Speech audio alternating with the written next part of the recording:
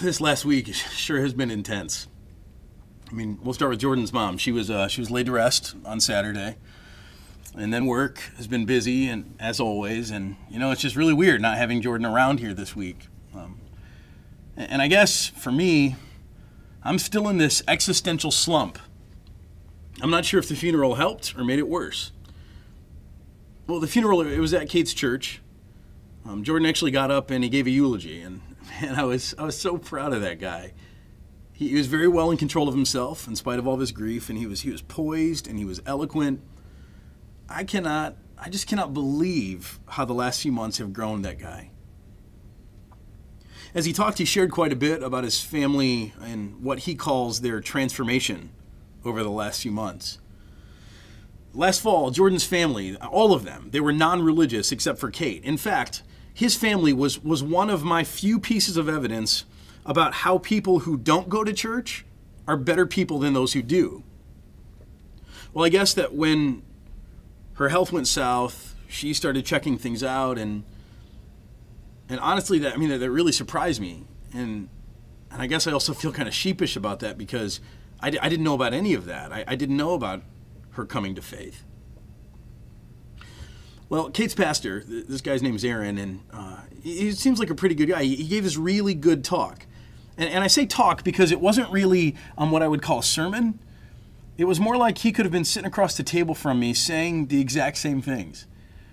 Needless to say, I was just in a place where he had my complete attention. And he talked about, just how appropriate it is to be sad and to grieve the loss of a very good woman. And then he talked about how in a few days Christians everywhere would gather together and they would remember the death of Jesus, and how that was also a day of deep, deep grief for them.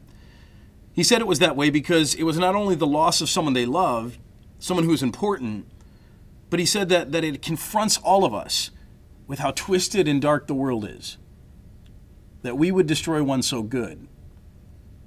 But then he said that in all of that, what we need to remember is that Easter is coming. He said that we as people, we try to avoid the darkness of days like Good Friday. He said that we like to try to dodge suffering and pain. He said that we reason that a good life must be a pain-free life with a good God who would deliver us from all pain and suffering. He said that if we believe that, we're misguided. And I'll tell you what, at that moment, he had my attention.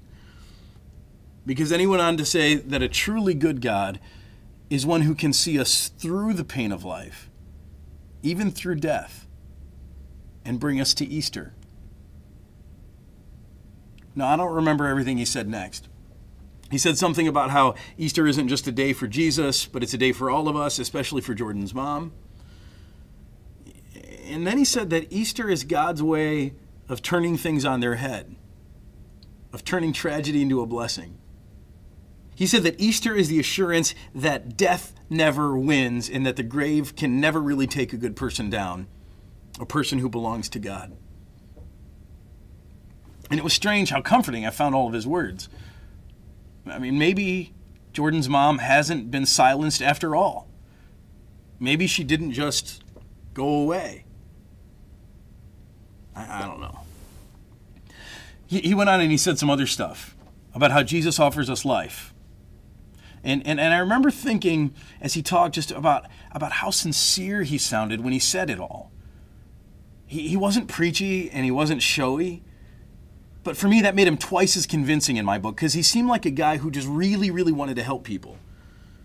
And it got me thinking back to the other day when it first occurred to me that maybe I'd been hearing all the right words for my whole life, but getting the wrong message. There just seemed to be something about his message that seemed so right. Well, later on, at that same night of the funeral, I was hanging out at Jordan's parents' house. Well, I guess I should say his dad's house. Anyway, we had a long talk, and I don't know what I did to get a friend like Jordan, but he just put it all out there. He told me about his dreams for me. I mean, his dreams for me and for my life. And most of what he said is the exact opposite of what my life has been about the last few months. But you know what? It's okay. I'm open. I'm open now. I'm just so tired of a life that only has room for me. I guess you could even say that I'm done trying to make my own destiny. Maybe you could even say that I'm looking for a little Easter.